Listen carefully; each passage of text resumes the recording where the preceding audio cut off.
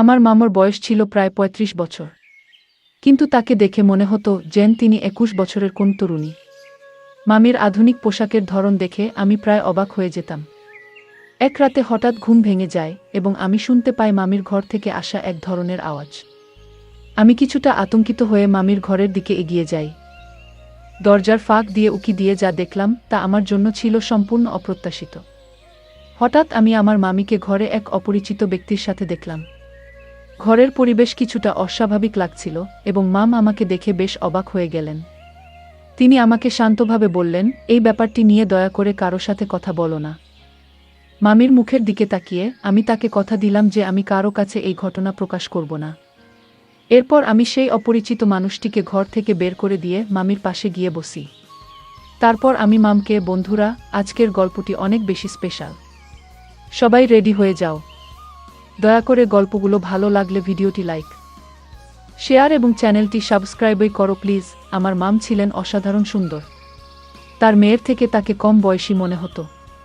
আমি প্রায়ই মামির বাসার বাজার করে দিতাম, কারণ মামা কাজের জন্য প্রায়ই বাইরে থাকতেন। একদিন মামা আমাকে ডেকে বললেন, বাবা, আমি ৩ মাসের জন্য বিদেশে যাচ্ছি। আমাদের কোম্পানির নতুন একটি প্রজেক্টের কাজ সামলাতে হবে। তুমি তো আমাদের পরিবারের একজনই, তাই আমি চাই তুমি বাড়ির দিকটা একটু দেখে রাখো। তারপর তিনি যোগ করলেন, তুমি তো আমার মেয়ের মামাতো ভাই, আর আমার দীর্ঘ সময়ের জন্য বাইরে থাকতে হবে। আমি চাই তুমি কয়েকদিন আমাদের বাড়িতে থেকে আমার স্ত্রী ও মেয়ের দেখাশোনা করো। আমার মেয়ে সারাদিন ইউনিভার্সিটিতে ব্যস্ত থাকে। সন্ধ্যায় বাড়ি ফিরে তখন যদি তোমার মামার কোনো সাহায্যের প্রয়োজন হয়, তুমি তো আছো। আমি তার কথায় সম্মতি জানালাম এবং দায়িত্ব নিতে প্রস্তুত হলাম। আমার ভেতরে পরিবার ও সম্পর্কের প্রতি দায়িত্ববোধ কাজ করছিল। তাই চাচার অনুরোধ রাখতে রাজি হলাম। মামা যখন স্বল্প সময়ের জন্য বাইরে যেতেন, তখন খুব একটা চিন্তা করতেন না, কারণ আমি সবকিছু সামলে নিতাম। কিন্তু এবার ৩ মাসের জন্য যাওয়ার প্রস্তুতি নিচ্ছিলেন, আর এই দীর্ঘ সময়ের জন্য পরিবারকে একা ফেলে যেতে তার মন সায় দিচ্ছিল না। মামার উদ্যোগ দেখে আমি বললাম, আপনার কোনো চিন্তা করতে হবে না। আমি সব ঠিকভাবে সামলে নেব। আপনার সম্মান আমারও সম্মান। আমার এই কথাটি সত্যিই মন থেকে বলা ছিল, কারণ মামা আমার জীবনে অনেক অবদান রেখেছেন, বিশেষত আমার বাবা মায়ের মৃত্যুর পর তিনি আমাকে সবসময় সমর্থন করেছেন। তবে কয়েকটি রাত মামার বাড়িতে কাটানোর পর আমি এমন কিছু করলাম যা কখনো ভাবিনি। মামার ভালোবাসা এবং ভরসার প্রতি আমি অন্যায় করলাম। আমি আমার জিনিসপত্র মামার বাড়িতে নিয়ে এলাম, যদিও মাম বলেছিলেন যে তিনি একাই সবকিছু সামলাতে পারবেন। তবে মামা তার কথা শুনলেন না এবং আমাকে বাড়িতে রেখে ৩ মাসের জন্য কাজে চলে গেলেন। মামা চলে যাওয়ার পর প্রথম রাতেই আমি ভাবলাম যে আমার মামাতো বোনের সাথে সময় কাটাবো। অনেক কথা বলুক, যাতে আমরা একে অপরকে আরও ভালোভাবে বুঝতে পারি। আমি চেয়েছিলাম তাকে আমার পরিস্থিতি সম্পর্কে জানানো, কিন্তু দেখি সে তার পড়াশোনা নিয়ে খুবই ব্যস্ত এবং আমাকে বিশেষ কোনো গুরুত্ব দেয়নি। আমার রাতে দেরি করে ঘুমানোর অভ্যাস ছিল, তাই বাড়ির ভেতরে একটু হাঁটাহাঁটি করতে শুরু করলাম। মামার বাড়ি বেশ বড় ছিল এবং সেখানে 2টি অংশ ছিল। এভাবে ঘুরতে ঘুরতে আমি উপরের অংশে চলে গেলাম, যা সাধারণত কেউ থাকতো না, কিন্তু হঠাৎ দেখি উপরের অংশের একটি ঘরের লাইট জ্বলছে। আমি অবাক হয়ে সেই ঘরের দিকে এগিয়ে গেলাম। দরজার ফাঁক দিয়ে উঁকি দিয়ে দেখি ভেতরে মামি ছিলেন। তিনি একটি লাল রঙের নাইটি পরেছিলেন এবং নিজেকে সুন্দর করে সাজছিলেন। তাকে দেখে মনে হচ্ছিল তিনি যেন রূপের রানী। এই প্রথমবার আমি মামিকে এমন অবস্থায় দেখলাম, কিন্তু এখন বুঝতে পারছিলাম মামি আসলে একজন সুন্দরী এবং জীবন্ত নারী। মামিকে দেখলে মনে হতো তিনি তার বয়সের তুলনায় অনেক বেশি সুন্দর এবং আকর্ষণীয়। সেদিন তাকে পুরোটা খেয়াল করে আমার মনে এক অদ্ভুত অনুভূতি জেগে উঠল, কিন্তু তারপরে আমি যা দেখলাম তা সত্যিই আমাকে অবাক করে দিল। মামি একজন অন্য লোকের সাথে ঘনিষ্ঠ অবস্থায় ছিলেন। তাদের দুজনের মধ্যে এমন কিছু চলছিল যা আমি আগে কখনো কল্পনাও করিনি, কারণ মামিকে আমি অনেক সম্মান করতাম। এই দৃশ্য আমাকে স্তব্ধ করে দিল। বিশ্বাস হচ্ছিল না যে মামার বাইরে থাকার সময় মামি এমন কিছু করছেন। আমি চুপচাপ পুরো বিশ্বাসটি আমার ফোনে রেকর্ড করে ফেললাম। সকালবেলায় যখন মামি ঘর থেকে বের হলেন, আমি তার দিকে মৃদু হাসি দিয়ে তাকালাম। আমাকে দেখে তিনি ভীষণ ঘাবড়ে গেলেন। লজ্জায় কাঁপতে কাঁপতে তিনি আমাকে জিজ্ঞেস করলেন, তুমি এখানে কি করছো? আমি তখন আমার ফোনের স্ক্রিনে সেই রেকর্ড করা ভিডিও দেখালাম। মামির চেহারা ভয়ে সাদা হয়ে গেল। তিনি কিছু বলতে পারলেন না। আমি নির্ভয়ে তার দিকে এগিয়ে গেলাম এবং বললাম, এখন বুঝতে পারছি কেন আপনি আমাকে এখানে থাকতে দিতে চাইছিলেন না। আপনি জানতেন আমি থাকলে আপনার এসব সহজ হতো না। আপনি যে ধরনের চরিত্রের অধিকারী তা দেখে আমি অবাক। আমার মামা আপনাকে এই বাড়িতে সম্মান ও মর্যাদার সাথে জায়গা দিয়েছিলেন, কিন্তু আপনি তাকে প্রতিদান হিসেবে কি দিলেন? মামার বিশ্বাসঘাতকতা করলেন। আমি বললাম। মামি কাঁদতে কাঁদতে উত্তর দিলেন, তুমি কিছুই জানো না, তাই দয়া করে এমন কথা বলো না। তুমি জানো না যে একজন নারীর জীবনে শুধু ধনসম্পত্তি নয়, আরও অনেক কিছুর প্রয়োজন হয়। একজন নারীকে সান্ত্বনা ও ভালোবাসার প্রয়োজন হয়, এবং যদি নিজের কাছ থেকে তা না পায় তবে সে অন্য কোনো উপায় খুঁজে নেবে সেই ভালোবাসা অর্জনের জন্য। কয়েক ঘন্টা আগে তুমি যা দেখেছ তা সত্য, তবে পুরুষ সত্য নয়। আমি তোমার মামা, ভালোমন্দ বোঝার ক্ষমতা আমার আছে, কিন্তু একজন মানুষ কতদিন তার আবেগকে দমিয়ে রাখতে পারে? অবশেষে নিজের অনুভূতির দিকে তাকাতে হয়। তবে সাবধান, যদি তুমি এই বিষয়ে কারো সামনে মুখ খোলো তবে ফল ভালো হবে না। আমি শান্তভাবে কিন্তু দৃঢ় কণ্ঠে উত্তর দিলাম, আপনিও আমার কথা শুনুন। আমি শুধু মামাকে নয়, আপনার মেয়েকেও সব বলে দেব। সবাইকেই জানা উচিত রাতের অন্ধকারে আপনি কি করছেন। মামি আমার হাত ধরে তাড়াতাড়ি নিজের ঘরে নিয়ে গেলেন। আমাকে বিছানায় বসিয়ে নিজে আমার পাশে বসে বললেন, তুমি তো আমাদের পরিবারের ঘনিষ্ঠ একজন, আমার স্বামীর আত্মীয়। আমি তোমার কাছে সত্যি কিছু কথা বলতে চাই, কিন্তু আমার মেয়েকে কিছু জানিও না। যদি সে জেনে যায় আমি খুব বিপদে পড়ব। আমার ইজ্জতের খাতিরে দয়া করে বিশ্বাসটি গোপন রাখো। মামির চোখের জল আর অনুনয় উপেক্ষা করে আমি বললাম, তোমার এই কান্না আমার সিদ্ধান্ত বদলাবে না, তবে একটা উপায় আছে যার মাধ্যমে আমি এই বিশ্বাসটা গোপন রাখতে পারি। মামি ভয়ে জিজ্ঞাসা করলেন, কি উপায়? আমি ধীরে বললাম, তুমি যদি আমার শর্ত মেনে নাও এবং যা চাই তা পূরণ করো, তবে আমি এই বিশ্বাসটা কারো কাছে প্রকাশ করব না। মামি কিছুক্ষণ হতভম্ব হয়ে আমার দিকে তাকিয়ে রইলেন, তারপর নরম গলায় বললেন, তুমি কিভাবে এভাবে কথা বলতে পারছো? তুমি তো পরিবারের একজন। আমি শান্তভাবে বললাম, তুমি যদি ওই কাজ করতে পারো তাহলে আমার শর্ত মানতেও তোমার আপত্তি থাকা উচিত নয়। মামি নির্বাক হয়ে আমার দিকে তাকিয়ে থাকলেন, আর আমি নির্ভীকভাবে দাঁড়িয়ে রইলাম। আমি বললাম, আপনি কতদিন ধরে এই কাজ করছেন আমি জানি না, কিন্তু এতটাই চতুর আপনি যে মা আমাকে কিছু বুঝতে দেননি, এমনকি আপনার মেয়েকেও, যে আমার হবু বউ। আপনি কি কখনো ভেবেছেন যদি আপনার মেয়ে, যে নিজে একজন তরুণী, আপনাকে এমন অবস্থায় দেখত সে কি ভাবত? তার মনে কি প্রভাব পড়ত? মামি তখন তার জীবনের কষ্ট আর কঠিন সিদ্ধান্তগুলোর কথা শেয়ার করতে শুরু করলেন, কিভাবে পরিস্থিতির চাপে তিনি কিছু ভুল পথে চলে গিয়েছিলেন। কিন্তু আমার তখন এসব শোনার বা বোঝার কোনো ইচ্ছা ছিল না। আমার মন একদম অন্যদিকে ছিল, যেখানে নিজের ইচ্ছা পূরণের তাগিদটাই ছিল সবচেয়ে বড়। মামি তখনও তরুণ এবং তার ব্যক্তিত্ব ও সৌন্দর্য আমাকে মুগ্ধ করেছিল। তার জীবনের ভুলগুলো যেন আবেগের কারণে ঘটে যাওয়া কিছু সিদ্ধান্তের ফল ছিল, আর আমি নিজেও সেই আকর্ষণে নিজেকে ধরে রাখতে পারিনি। সেই রাতে মামি নিরুপায় হয়ে আমার প্রস্তাব মেনে নিলেন। যা চেয়েছিলাম তা পেয়ে গেলাম। সেই রাতটি আমার জীবনে এক নতুন অভিজ্ঞতা নিয়ে এল এবং আমি প্রথমবার বুঝতে পারলাম যে জীবনের প্রলোভন মানুষকে কোথায় নিয়ে যেতে পারে। মামি ভেবেছিলেন যে একবার আমাকে সন্তুষ্ট করলেই তার সব সমস্যার সমাধান হবে, কিন্তু সেটি ছিল তার ভুল ধারণা। ধীরে ধীরে আমি তাকে আরও চাপে ফেলতে লাগলাম। নিজের ইচ্ছামতো পরিস্থিতি নিয়ন্ত্রণ করতে শুরু করলাম। আমার মধ্যে তার প্রতি আকর্ষণ এতটাই বাড়তে থাকলো যে আমি তার প্রতি এক ধরনের মোহে জড়িয়ে পড়লাম। তার অভিজ্ঞতা থেকে বোঝা যাচ্ছিল যে তিনি এই বিষয়ে বেশ অভ্যস্ত ছিলেন। কিন্তু সময় যত এগোচ্ছিল মামি ততই অধীর আগ্রহে অপেক্ষা করছিলেন মামার ফিরে আসার জন্য, যেন আমি তাদের বাড়ি ছেড়ে চলে যাই। মামা ফিরে আসার পর আমি তার মেয়ের সঙ্গে বিয়ের প্রসঙ্গ তুলে বললাম, আপনাদের বাড়ি ছেড়ে যেতে আমার মন চাইছে না। নিজের বাড়িতে ফিরে গেলে আমি ঠিক থাকতে পারবো না। মামা আমার কথা শুনে বললেন, আমারও তো একই ইচ্ছা, তোমরা বিয়ের পর আমাদের সঙ্গেই থাকো। আমাদের একমাত্র মেয়ে এবং তোমাকে বাড়ির জামাই করতে আমার কোনো আপত্তি নেই।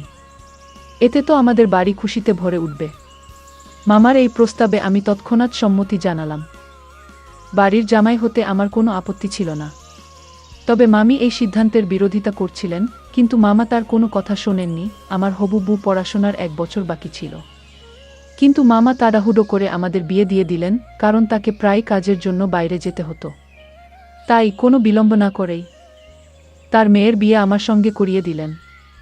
1 মাস পর মামা আবার বিদেশ চলে গেলেন। তখন আমার মামিকে ব্ল্যাকমেইল করার সুযোগ আবার হাতে এলো। আমি তাকে প্রায়ই ভয় দেখিয়ে আমার উদ্দেশ্য পূরণের জন্য ব্যবহার করতে লাগলাম। আমার জীবন তখন সুখ এবং স্বস্তিতে পূর্ণ হয়ে উঠেছিল, কারণ মা মেয়ে দুজনেই আমার নিয়ন্ত্রণে ছিল। চারপাশে শুধু শান্তি আর আনন্দই দেখতে পাচ্ছিলাম। সারাদিন আমার সময় অফিসে কাটত, কারণ আমি মামার ব্যবসাও দেখতাম। কিন্তু রাত হলে যখন আমার স্ত্রী ঘুমিয়ে পড়ত, আমি সোজা মামির ঘরে চলে যেতাম। মামি তখন বেশ বিরক্ত এবং অসন্তুষ্ট ছিলেন, তবে পরিস্থিতির চাপে তিনি কিছু করতে পারছিলেন না। এভাবেই 3 মাস পেরিয়ে গেল। আর কখন যে সময় কেটে গেল তা বুঝতেও পারলাম না। এই সময়ে আমি আমার স্ত্রীর চেয়ে মামির সঙ্গেই বেশি সময় কাটাতাম। মামির সঙ্গে কাটানো মুহূর্তগুলো আমার কাছে আলাদা গুরুত্ব বহন করত। তার সৌন্দর্য আমাকে মুগ্ধ করেছিল এবং আমি নিজেকে এই সম্পর্কের মাধ্যমে অত্যন্ত সৌভাগ্যবান মনে করতাম। যা চাইতাম তা অল্প চেষ্টাতেই পেয়ে যেতাম। ব্যবসা, স্ত্রী, সবকিছুই আমার জীবনকে পূর্ণ করে তুলেছিল। এমনকি স্ত্রীও খুব সুন্দর ও অভিজ্ঞ ছিল। কিন্তু এক রাতে যখন আমি আমার ঘর থেকে বেরিয়ে মামির ঘরে গেলাম, তার সাথে কথা বলছিলাম, তখন হঠাৎ করে আমার স্ত্রী সেখানে উপস্থিত হয়ে গেল এবং আমার কথা শুনে ফেল। সে অবাক হয়ে বলল, এটা কি হচ্ছে? মামির মুখ ফ্যাকাশে হয়ে গেল। আতঙ্ক তার চোখে স্পষ্ট ছিল। কিন্তু আমি ছিলাম সম্পূর্ণ নির্ভীক। সাহস নিয়ে আমি আমার স্ত্রীর দিকে তাকিয়ে বললাম, প্রতিদিন রাতে আমি তোমার মায়ের কাছ থেকে কিছু চেয়ে আসি, আর তিনি তা মেনে নেন। আজও সেই উদ্দেশ্যেই এসেছি। আমার স্ত্রী বিশ্বাসটা বুঝতে না পেরে অবাক হয়ে তাকিয়ে রইল। তখন আমি পুরো ঘটনাটা খুলে বললাম, কিভাবে আমি তার মাকে কিছু শর্তের মধ্যে রেখেছিলাম। এটা শুনে স্ত্রীর মুখে কথা আটকে গেল। এরপর আমি আমার ইচ্ছার কথা আবারও প্রকাশ করলাম। মামি লজ্জায় চুপচাপ দাঁড়িয়ে রইলেন। আর আমার স্ত্রী তখনও হতবাক হয়ে আমার কথাগুলো হজম করার চেষ্টা করছিল। আমার স্ত্রী ধীরে ধীরে তার মায়ের দিকে তাকিয়ে অস্পষ্ট গলা জিজ্ঞাসা করল, মা, এটা কি সত্যি? তুমি কি আমার স্বামীর সঙ্গে জড়িত ছিলে? মামি সঙ্গে সঙ্গে উঠে দাঁড়িয়ে মেয়ের হাত ধরে বললেন, মা, আমি ইচ্ছা করে কিছু করিনি। আমি খুব অসহায় ছিলাম। অনেক কিছু আমার ইচ্ছার বাইরে ঘটেছে। তোমার স্বামী আমাকে দীর্ঘদিন ধরে চাপের মধ্যে রেখেছে। তোমার বিয়ের আগের থেকেই আমি চাইনি তোমার উপর এর প্রভাব পড়ুক। তাই সবকিছু চেপে রেখেছিলাম। মামির চোখের পানি ধরে রাখতে পারছিলেন না। তিনি আরও বললেন, তোমার কষ্টের ভয়ে আমি এই সত্য গোপন রেখেছিলাম। কিন্তু আমি জানতাম না যে আমার এই গোপন বিষয় এতদিন পরেও ফাঁস হয়ে যাবে। যদি ফাঁস হতেই হতো তাহলে আমি তার কথা শুনতাম না। কিন্তু আজ সবই প্রকাশিত হয়ে গেল। আমার স্ত্রী কিছুক্ষণ নীরব থাকল, চিন্তায় ডুবে। আমি মামকে পাশে বসিয়ে দিলাম এবং স্ত্রীর দিকে তাকিয়ে বললাম, তুমি এখন ঘরে ফিরে যাও। আমি এখানকার বিষয়গুলো ঠিক করে নেব। কিন্তু সে দৃঢ়ভাবে উত্তর দিল, না, আমি এখানেই থাকব। আমি দেখতে চাই এতদিন ধরে তুমি আমার মায়ের সাথে কি করছিলে। আমি মামির দিকে তাকিয়ে মৃদু হেসে বললাম, আমি এমন কিছুই চাইনি যা আপনার পক্ষে অসম্ভব। মাত্র 15 লাখ টাকার কথাই বলেছি। আপনি এই টাকা আমাকে দিয়ে দিন। কারণ অন্যের বাড়িতে থাকা আমার পছন্দ নয়। আমি আমাদের জন্য একটি নিজস্ব বাড়ি তৈরি করছি, যেখানে আমরা শান্তিতে থাকতে পারব। আর তাই আমি বারবার টাকার প্রয়োজন অনুভব করছি। যদি আপনার সম্মান রক্ষা করতে চান তবে আমার এই চাহিদা পূরণ করুন। এটাই সেই দাবি যা আমি আমার মামির কাছে করে আসছিলাম। ধীরে ধীরে আমার অ্যাকাউন্টে অনেক টাকার সমাগম হচ্ছিল এবং মামির অ্যাকাউন্ট ফাঁকা হতে চলেছিল। মামির ব্যাংক অ্যাকাউন্টে আর কোনো টাকা ছিল না। তাই তিনি বারবার আমার চাহিদা পূরণে অস্বীকার করছিলেন।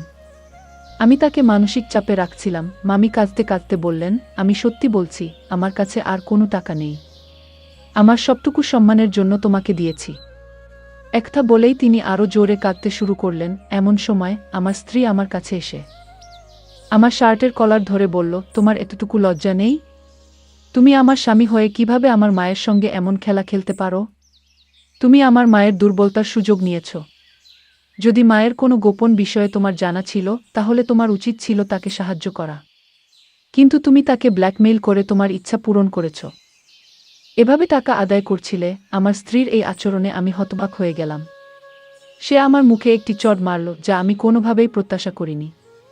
আমি অবিশ্বাসের চোখে তার দিকে তাকিয়ে রইলাম। এই নারী, যিনি আমাকে এত সম্মান করত, আজ আমার সঙ্গে এমন আচরণ করল। তার উচিত ছিল তার মায়ের সঙ্গে কথা বলা এবং জিজ্ঞাসা করা কেন তার মা এতদিন তাকে মিথ্যা বলছিলেন। কিন্তু সে রাগে ফেটে পড়ল এবং আমাকে বলল, তুমি তোমার জিনিসপত্র গুছিয়ে এই বাড়ি থেকে বেরিয়ে যাও। আমি তোমার মতন একজন বেঈমান ও চরিত্রহীন মানুষের সাথে আর এক মুহূর্ত থাকতে পারবো না। আমি দরিদ্র কারো সঙ্গে জীবন কাটাতে পারব, কিন্তু একজন প্রতারক অসৎ মানুষের সাথে নয়, যে আমার বাবা মায়ের সম্পত্তির দিকে নজর দিয়েছে। আমার স্ত্রী যখন আমাকে ঘর থেকে বের করে দিল, তখন আমার পক্ষে এটা বিশ্বাস করা কঠিন ছিল যে সে আমার সাথে এমন আচরণ করবে। অনেকক্ষণ ধরে আমি বন্ধ দরজার দিকে তাকিয়ে রইলাম। ওই রাতের কথা মনে পড়ছিল, যখন আমি মামিকে এক অচেনা মানুষের সাথে দেখেছিলাম। পরে আমি মামির সাথে কথা বলি এবং জিজ্ঞাসা করি, কেন তিনি মামার সাথে বিশ্বাসঘাতকতা করছেন। মামি তখন সত্যটা জানালেন, অনেক বছর আগে মামা কোনো এক মহিলার প্রেমে পড়ে গিয়ে মামিকে তালাক দিয়েছিলেন। কিন্তু মেয়ের ভবিষ্যতের কথা ভেবে এই বিশ্বাসটা তারা কাউকে জানায়নি। বাইরের দুনিয়ার কাছে তারা স্বামী স্ত্রী হিসেবে নিজেদের পরিচয় দিতেন। কিন্তু বাস্তবে তাদের সম্পর্ক বহু আগেই শেষ হয়ে গিয়েছিল। মামা বিদেশে গিয়ে আবার বিয়ে করেছিলেন এবং বেশিরভাগ সময় সেখানেই থাকতেন। তাদের বিচ্ছেদ মামিকে একা করে দেয়। আর একসময় তার মনোবাসনা জাগ্রত হয়।